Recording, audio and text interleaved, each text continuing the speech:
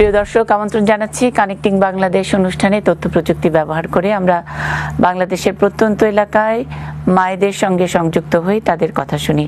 মূলত নারী স্বাস্থ্য নিয়েই তারা কথা বলেন, এর বাইরেও নানান মনের কথা তারা আমাদের সঙ্গে শেয়ার করেন। স্টুডিওতে একজন অতিথি থাকেন, বিশেষজ্ঞ চিকিৎসক। আমরা যেখানে যাচ্ছি ভোলা জেলার চরফ্যাশন উপজেলার নীলকমল ইউনিয়নের চর যমুনা গ্রামে।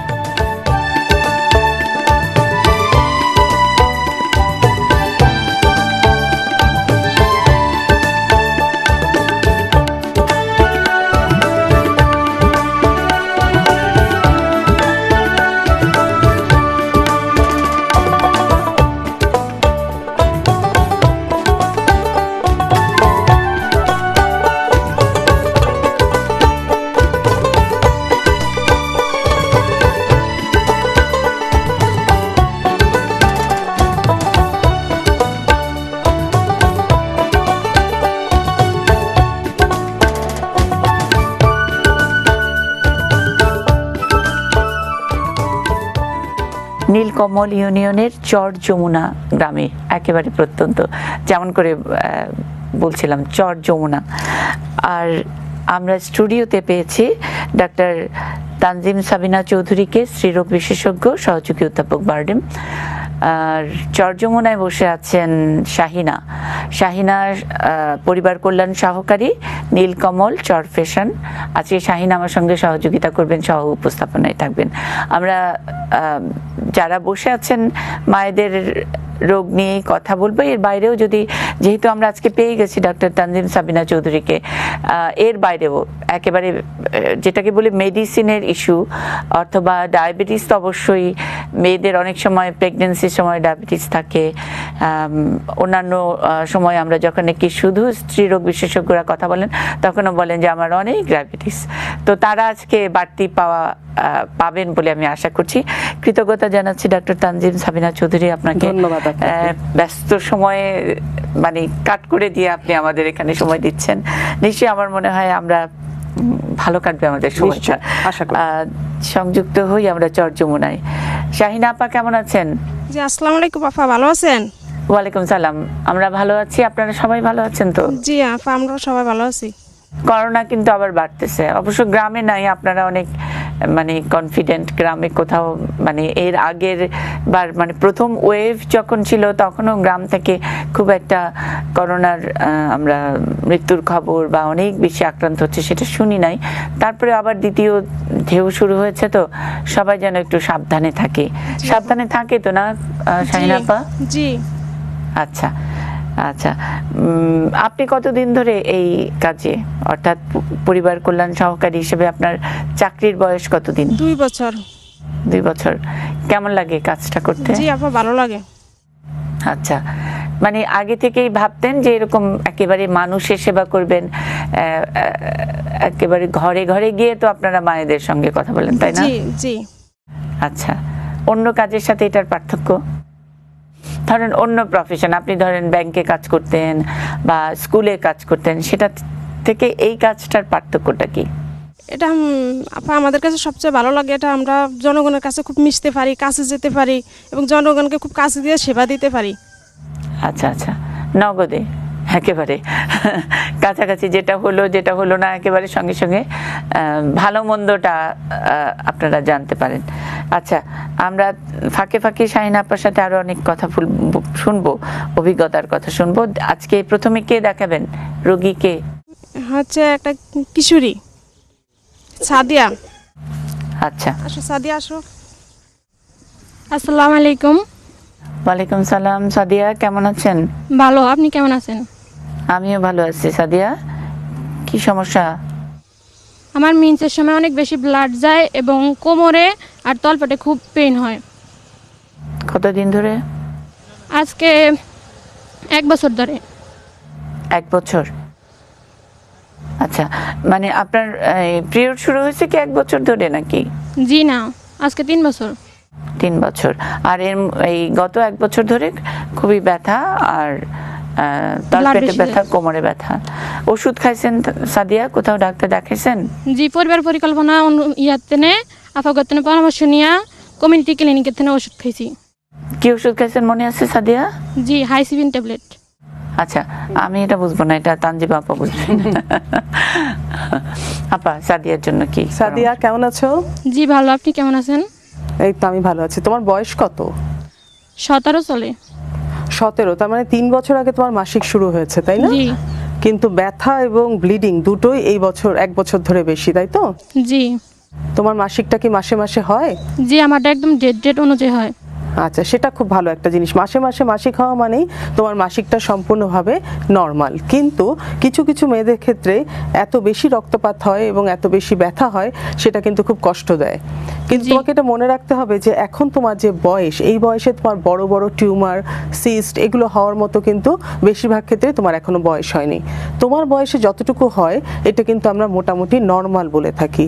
মাসিক শুরু হওয়ার প্রথম 4-5 বছর অনেকেরই অনেক বেশি ব্লিডিং হয় এবং অনেক বেশি ব্যথা হয়। হ্যাঁ, তো এটার জন্য কষ্ট পাওয়ার কিছু নাই। একদিকে যেমন মনে রাখতে হবে যে এটা একটা নর্মাল জিনিস, অন্যদিকে প্রয়োজনে আমরা ওষুধ খেতে পারি।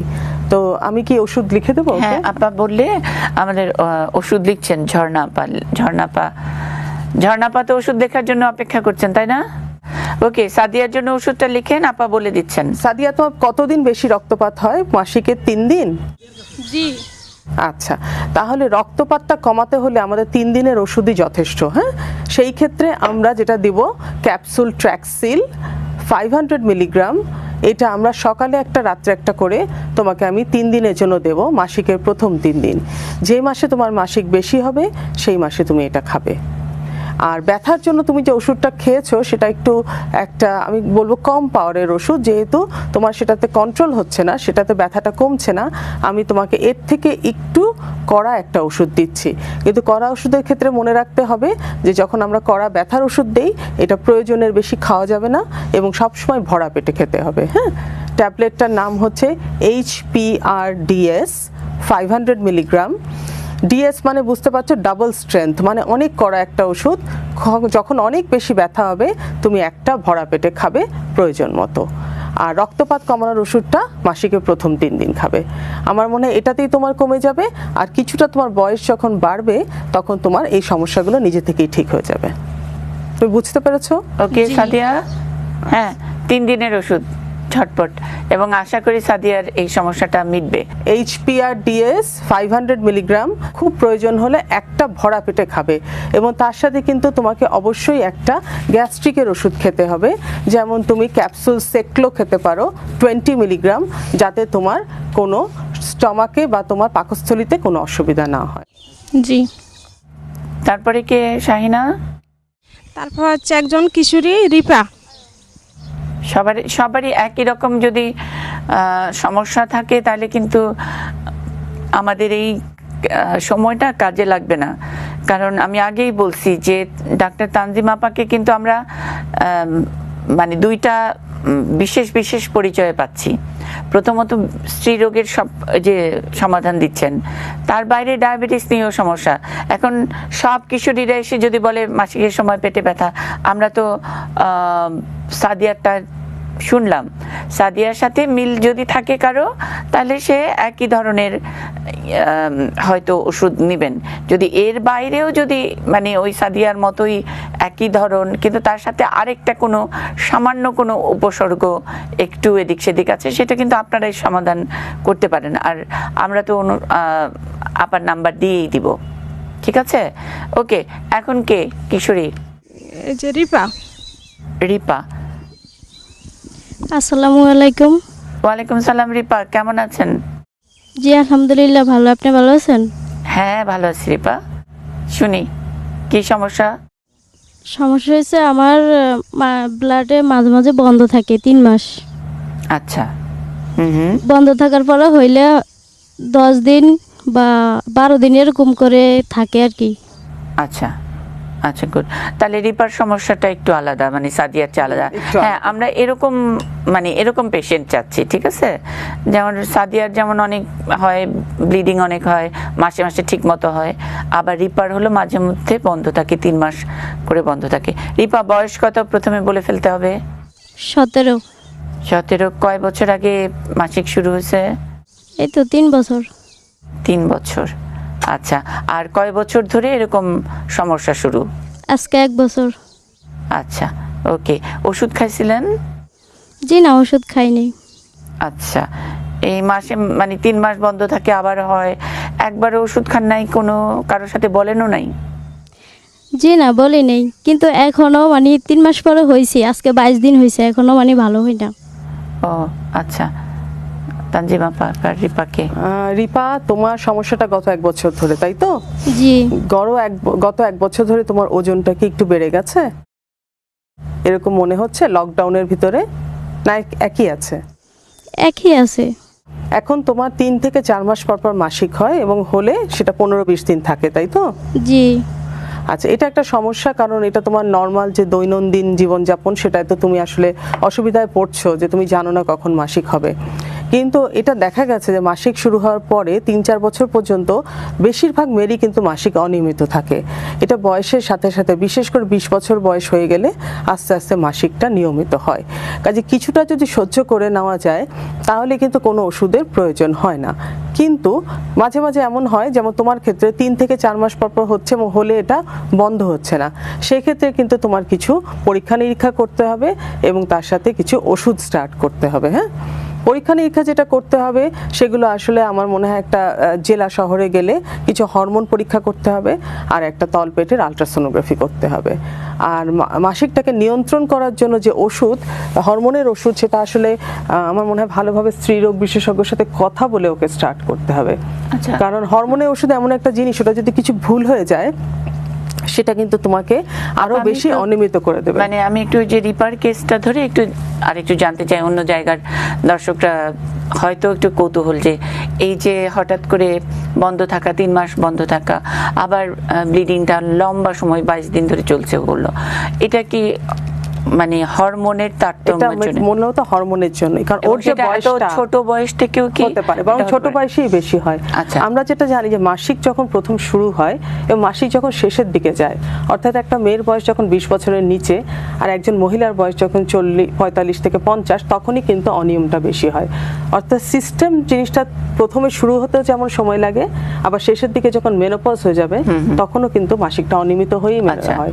কিন্তু সেটা নর্মাল হলেও এটা কিন্তু দৈনন্দিন জীবনযাত্রায় অনেক একটা ঝামেলা। একটা বাচ্চা মেয়ে, হ্যাঁ। ও স্কুলে যাচ্ছে, পড়াশোনা লেখাপড়া, কখন মাসিক হবে ও জানে না। সেই ক্ষেত্রে আমরা কিন্তু 3 থেকে 4 মাস, মাঝে মাঝে 6 মাস ওকে হরমোন ট্যাবলেট দেই। আচ্ছা।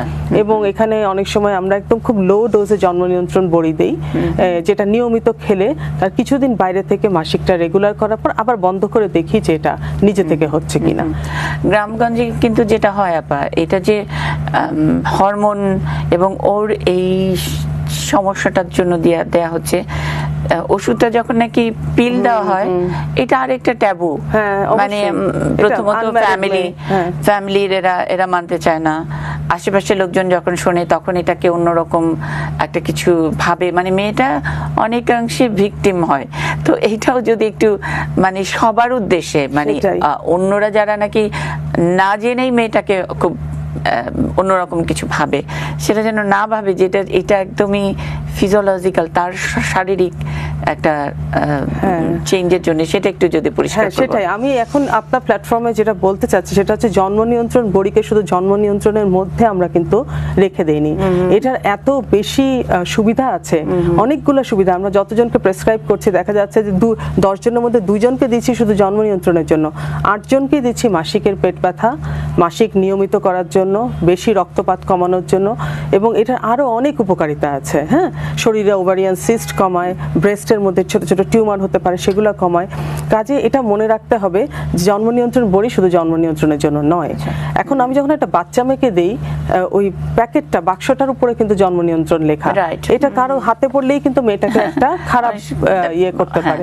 তা আমরা যেটা বলি যে এটা মাদের হাতে থাকবে এবং প্রথমে বাক্সটা ফেলে দিতে হবে। বাক্সটা কারো দেখার প্রয়োজন নাই, ভিতরে ট্যাবলেট কিন্তু কেউ কিছু বোঝে না। হ্যাঁ, আর অনেক সময় বাচ্চা মেয়েদের দিলে মেয়েরা ভুলও করে, তখন মাসিকটা আবার অনিয়মিত হয়ে যেতে পারে। এই জন্য আমি বলি মাদের কাছে থাকবে, মারা প্রতি রাতে একটা করে বড়ি দেবে, বাক্সটা ফেলে দেবে, মেয়েটার মনেও যাতে কোনো সন্দেহ না থাকে এবং আশেপাশের কেউ যেন এই বাক্সটা দেখে কোনো খারাপ কথা না বলে। আর না, এইসব ট্যাবু তো ভাঙতে হবে, মানে ভাঙতে হবে। আশেপাশে কে কি বললো সেটা নিয়ে এই বাচ্চা মেয়েটা না, ভুগবে, এটা তো ঠিক এটা না। আমি just আর আরো একটা ধারণা আছে অনেক সময়, এই ধরেন আপনি ওর মাসিকটা নর্মাল হওয়ার জন্য আপনি এটা দিলেন, পরে অনেক সময় গার্জিয়ানরাই ভাবে অথবা মেয়েটাও মাথার মধ্যে তার ঢুকে যায় যে আচ্ছা এখনই আমি জন্ম নিয়ন্ত্রণ পিল খাচ্ছি, পরবর্তীতে আমার বাচ্চা হতে অসুবিধা হবে কিনা, এই প্রশ্নের এটা খুব কমন প্রশ্ন। একেবারেই না, হ্যাঁ একেবারেই না। ইভেন জন্ম নিয়ন্ত্রণের জন্য যারা ব্যবহার করে জন্ম নিয়ন্ত্রণ বড়ি, তাদেরকেও বলা হয়ে থাকে যে মাসে আপনি বড়িটা বন্ধ করে দিবেন তার পরের মাস থেকে কিন্তু আপনি গর্ভবতী হতে পারবেন। এটা কিন্তু ধারণ ক্ষমতাকে পিছিয়ে দেয় না। আর এখানে তো আমরা দিচ্ছি অল্প কিছুদিনের জন্য, তার মাসিকটাকে নিয়মিত করার জন্য, এবং তার বড় হয়ে বিয়ে হয়ে বাচ্চা অনেক দেরি, ততদিনে কিন্তু এটার কোনো এফেক্টই থাকবে না। কাজে জন্ম নিয়ন্ত্রণ বড়ি যদি আমরা কোনো রকম গাইনি সমস্যা এবং জন্ম নিয়ন্ত্রণের জন্য দিয়ে থাকি, এটা আসলে বন্ধ করে দিলে এরপরে গর্ভধারণ করা যায়। বাহ। রিপা, বোঝা গেল আপা? রিপাকে ওষুধ কি কোনো কিছু দেবেন?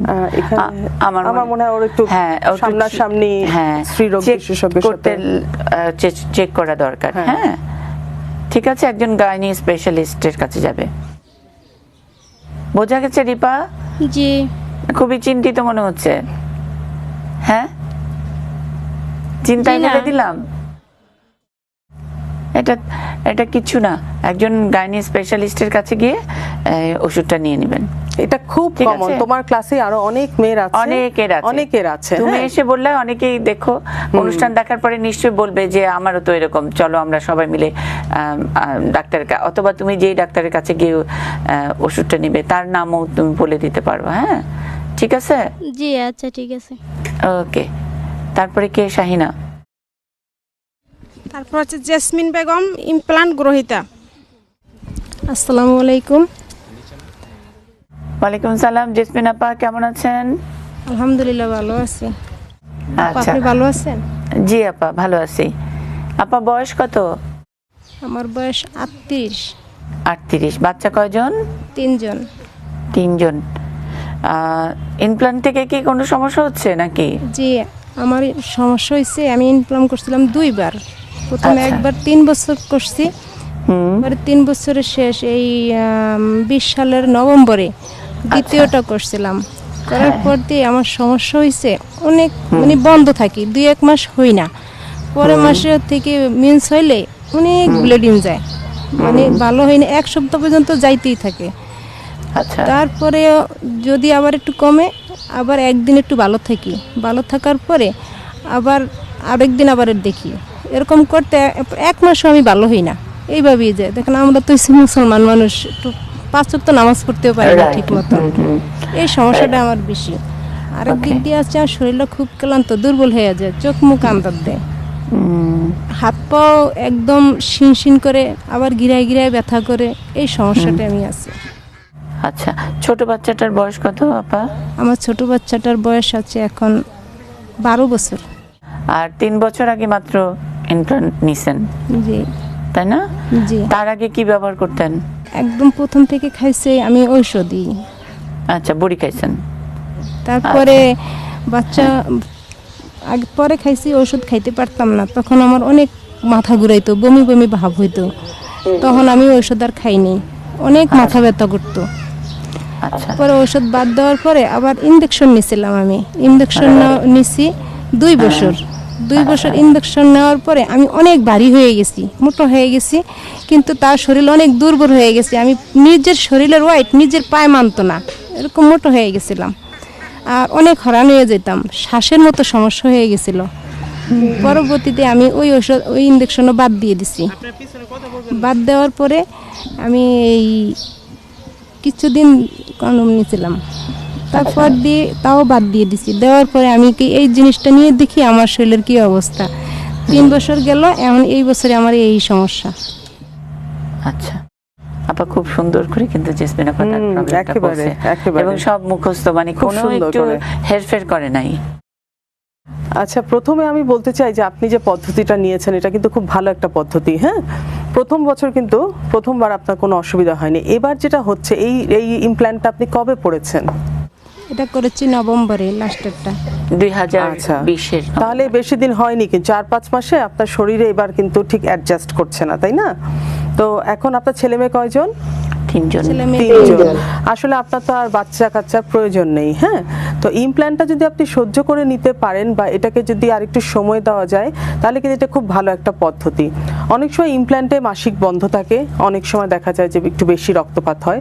তখন আমি বেশি রক্তপাতটা আমরা কমানোর জন্য আমরা সাথে কিছু ক্যাপসুল খেতে যাই। যেমন আমি একটু আগে দিলাম ট্র্যাক্সিল ক্যাপসুল 500 মিলিগ্রাম।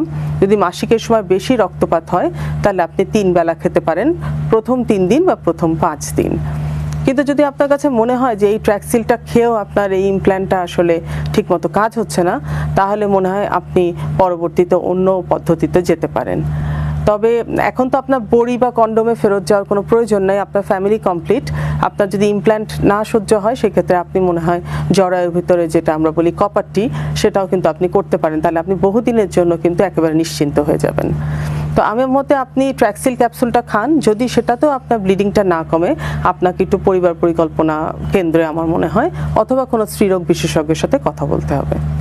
আচ্ছা, তাহলে ওনাকে ট্র্যাক্সিলটা ওই রক্তপাতটাই তো আসলে সমস্যা ওনার আচ্ছা, হচ্ছে। আচ্ছা। ওইটা দিয়ে যদি রক্তপাতটা কমে যায় তাহলে কিন্তু আপনি ইমপ্ল্যান্টটা চালিয়ে যাবেন, হ্যাঁ, 3 বছরের জন্য। যদি দেখেন যে না ক্যাপসুলটা খেয়েও আপনার ব্লিডিংটা কমছে না, সেই ক্ষেত্রে আপনাকে কিন্তু কারোর সাথে যোগাযোগ করতে হবে। ওনার জন্য ট্রাক্সিল 500 এবং 3 দিনের জন্য। 3 দিন বা 5 দিন, ওনার যদি বেশি দিন হয় তাহলে। আচ্ছা, ঠিক আছে। তাহলে ঝর্ণা আপা নিশ্চয়ই ভালো করে লিখে দেবেন। হ্যাঁ, আর জেসমিন আপা আপনি আগে এই ওষুধটা খেয়ে দেখেন যে উপকার পান কিনা। তারপর কিন্তু একটা আপা যেটা মানে পরামর্শ দিলেন আপনাকে, যে একটা স্থায়ী পদ্ধতি, যদি মনে করেন আর বাচ্চা নেবেন না, তাহলে একটা স্থায়ী পদ্ধতি নেওয়াই ভালো আপনার জন্য। ঠিক আছে, জি, জি। আচ্ছা, ওকে। এবারে বলবেন শিমলা কিশোরী। আসসালামু আলাইকুম। ওয়ালাইকুম সালাম। শিমলা, জি, আচ্ছা। শিমলার বয়স কত? বয়স 16। 16। স্কুল না কলেজ? স্কুল, আচ্ছা, কোন শ্রেণী? এসএসসি পরীক্ষার্থী। আচ্ছা, গুড। তাহলে কি হলো শিমলার সমস্যা? আমার 5 থেকে 6 মাস পর মাসিক হয়। তারপরে 5 থেকে 6 মাস পর? জি, আচ্ছা, আর? তারপরে পেট ব্যথা করে অনেক, হুম অনেক সাদা স্রাব যায়, হুম চুলকায় অনেক। আচ্ছা, আর মাসিক 5 থেকে 6 মাস পরে হয়, আর অনেক দিন থাকে কি? না, কয়দিন থাকে? 7 দিনই থাকে। 7 দিনই থাকে। এই যে 5 থেকে 6 মাস পর মাসিক হচ্ছে, এটা কতদিন ধরে, মানে 1 বছর 6 মাস। 1 বছর 6 মাস, মানে 1 বছরে তাহলে 2 বার হয়েছে নাকি? হুম হুম, মানে গত 1 বছর ধরে এইরকম এটা তুমি খেয়াল করতেছো, তাই তো? জি আচ্ছা, ওষুধ খাওয়া হয়েছে শিমলা কোনো? জি, কি খাইছে? জ্যামিক্স। আচ্ছা, তারপরে ওটা কোনো উপকার হয় নাই? জি না। ওকে। আপনার শিমলার অনেকগুলো সাদা স্রাবের কথাও বলছে, হ্যাঁ। চুলকানির বলছে, একটা, হ্যাঁ। শিমলা, শোনো, তোমার মাসিকটা শুরু হলো কতদিন, কত বছর? এখন তো তোমার বয়স 16 16 বলছে। 2 বছর। 2 বছর, তাহলে 6 মাস পর পর হলে তোমার কি মাত্র 3 থেকে 4 বার মাসিক হয়েছে এখন পর্যন্ত? না, প্রথম 5 মাস ঠিক মতোই হয়েছে। তারপরে একটু ঝামেলা হচ্ছে, তাই না? জি আচ্ছা, আমি একটু আগে যেটা কথাটা বললাম যে তোমার বয়সটা যেরকম, এখানে কিন্তু অনিয়মিত মাসিক খুব কমন। হ্যাঁ, এটা তোমার শরীরে কোনো ক্ষতি করবে না, শুধু শরীরটা তৈরি হতে একটু সময় লাগছে, যার ফলে মাসিকটা একটু অনিয়মিত। এটাকে নিয়মিত করতে হলে যে ওষুধ খেতে হবে, আমি আবারও বলছি, সেটা তোমাকে আসলে একজন স্ত্রীরোগ বিশেষজ্ঞের সাথে কথা বলে এই ওষুধটা খেতে হবে। তার সাথে কিছু টেস্টও করতে হবে দেখার জন্য যে কি কারণে তোমার মাসিকটা অনিয়মিত। এর মধ্যে কমন যে টেস্ট আমরা দেই তার মধ্যে আমরা একটা, যদি কেউ লিখে নিতে পারে হ্যাঁ, লিখছি তাহলে তোমার। আমরা একটা হিমোগ্লোবিন দেখি, কারণ ওর অনেক দিন পর পর হয়ে অনেক বেশি রক্ত যাচ্ছে, রক্ত শূন্যতা আছে কিনা হিমোগ্লোবিনটা দেখি। আমরা থাইরয়েডের টেস্টটা খুব বেশি করি, কারণ থাইরয়েডের যদি কোনো অসুবিধা থাকে থাইরয়েড হরমোনের, তাহলে কিন্তু মাসিকের অনেক রকম অসুবিধা হতে পারে। আর ডায়াবেটিস টেস্টটা আমরা করতে দেই। আমার মতে তুমি ডায়াবেটিসের টেস্ট, থাইরয়েডের টেস্ট এবং তার সাথে হিমোগ্লোবিনটা করে কোনো স্ত্রীরোগ বিশেষজ্ঞের সাথে দেখা করবে, তারা তোমাকে মাসিক রেগুলার হওয়ার ওষুধ দিবে। কিন্তু এটাও মনে রাখতে হবে এই বয়সে এটা খুবই কমন এবং বেশিরভাগ ক্ষেত্রে বয়সের সাথে সাথে এটা ঠিক হয়ে যায়। আর দ্বিতীয় যেটা, তুমি জ্যামিক যেটা খাচ্ছিলে সেটা কিন্তু বেশি রক্তপাত হওয়ার জন্য, এটা কিন্তু তোমার মাসিকটাকে রেগুলার করবে না। যদি বেশি রক্তপাত হয় তাহলে তুমি জ্যামিক খেতে পারো। আর সাদা স্রাবের সাথে চুলকানি, যেটা তোমার বয়সে আমি যেটা বললাম যে ইনফেকশনও খুব কম হয়, যেহেতু তুমি অবিবাহিত, এবং ইউজুয়ালি বিয়ের পরেই মানুষের বিভিন্ন রকম ইনফেকশন হয়। তো তোমার যতটুকু বেশি সাদা স্রাব হচ্ছে, এটার জন্য যে ক্রিমটা আমি একটু আগে বলেছি, fungal cream, anti fungal cream, সেটা লাগালে হয়তো লোকালি তোমার কোনো ফাঙ্গাল ইনফেকশন আছে, এটা ভালো হয়ে যাবে। আপনার যেটা রিপার জন্য বলেছেন, আরেকবার বলে দেন। নিওস্টেন ক্রিমটা লাগাবে। কিন্তু না, সবসময় ফাঙ্গাল ইনফেকশনে আমাদের একটা জিনিস মনে রাখতে হবে যে শুধু ওষুধই না, আমাদের জীবনযাত্রাটাও কিন্তু কিভাবে আমরা চলি, পরিষ্কার পরিচ্ছন্ন থাকি, পরিচ্ছন্নতা এখানে খুবই গুরুত্বপূর্ণ। এবং আমরা যেটাকে বলি যে মানে নারী স্বাস্থ্যের সঙ্গে পরিষ্কার পরিচ্ছন্নতা, মনে করি যে আমি গোসল করলাম, পরিষ্কার কাপড় পরলাম, তা না। কিন্তু আমরা যাতে নাকি বারবার করে, মানে ওই যে পিরিয়ড হলে প্যাড ব্যবহার করার কথা বলি, এবং এটা প্যাড যত মানে দ্রুত সম্ভব যেন চেঞ্জ করি। অনেকে একটা প্যাড সারাদিন ব্যবহার করে, এটাও একটা খুব রিস্কের ব্যাপার হয়। আর সব সময় একটু ওই যে গরম পানি ব্যবহার করতে বলে, এবং পরিষ্কার থাকতে, শুষ্ক থাকা, সুতির কাপড়। হ্যাঁ, আমাদের দেশটা কিন্তু আসলে খুব গরম একটা দেশ না, গরম, এবং আমরা যেটাকে বলি আর কি বৃষ্টি হয় সবসময় স্যাঁতসেঁতে। এখানে কিন্তু ফাঙ্গাল ইনফেকশন হওয়ার একটা বিরাট চান্স থাকে। যেসব জায়গায় একটু ভাঁজের জায়গা, যেসব জায়গায় আসলে বাইরের রোদটা লাগে না আমাদের কাপড়ের ভিতরে, সেখানে কিন্তু ফাঙ্গাল ইনফেকশন হতে পারে। কাজে পরিষ্কার থাকা, শুকনা থাকা, এবং কিছুক্ষণ পরপর কাপড় চেঞ্জ করা, সুতির কাপড় পরা, এগুলোও কিন্তু খুব জরুরি। এগুলো যদি আমরা এই অভ্যাসটা মেনটেন করতে পারি ছোটবেলা থেকে, তাহলে কিন্তু ফাঙ্গাল ইনফেকশন হওয়ার চান্স অনেক কম। ঠিক আছে শিমলা? জি। আচ্ছা, মন খারাপ না? হাসি দেখি একটু। হাসি মাস্কের জন্য দেখা যাচ্ছে না। না, মাস্কের জন্য হাসি বোঝা যায়, চোখে মুখে হাসি থাকে তো। ওকে শিমলা, ভয় পাওয়ার কোনো কারণ নাই, ভালো হয়ে যাবে। হ্যাঁ, ওকে। আচ্ছা, তারপরে কে? এবারে বলবেন শারমিন, তাও কিশোরী। তাও কিশোরী? কিশোরীদের সমস্যা বেশি একটু আপা। আচ্ছা, ঠিক আছে, আজকে কিশোরী নিয়ে কিশোরীদের বলার আসলে কোনো জায়গা নেই আসলে। এবং আসসালামু ফ্র্যাঙ্কলি আলাইকুম। কথা বলে কিন্তু খুবই। ওয়ালাইকুম সালাম। শারমিন, কি খবর? ভালো, আপনারা কেমন আছেন? দেখা ভালো আছি। শারমিন, একটু সামনে আসো, এই শাহিন আপার কাছে। এই তো, হ্যাঁ, ওকে।